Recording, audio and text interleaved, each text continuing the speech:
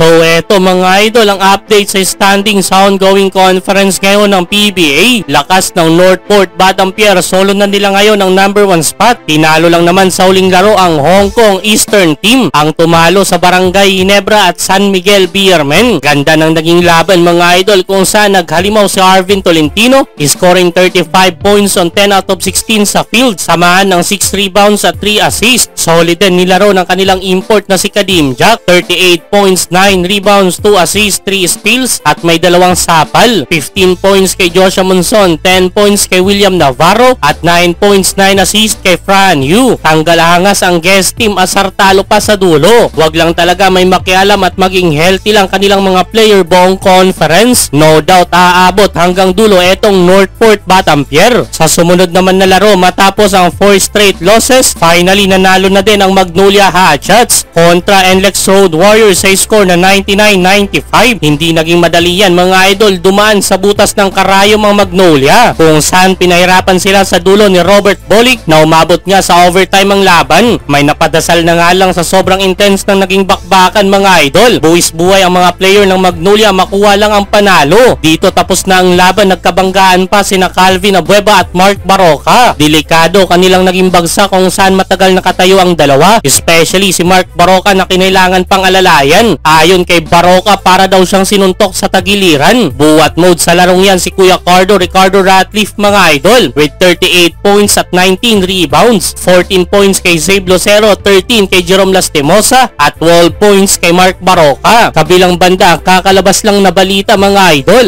matapos matalo ng Hong Kong Eastern Team nakaraan sa East Asia Super League, heto't palit import na naman ang San Miguel Beermen. Nakakatatlo na sila mga idol sa unang 6 na laro pa lang ng conference. From Torin Jones to Jabari Narces, 27 years old, listed 6'9".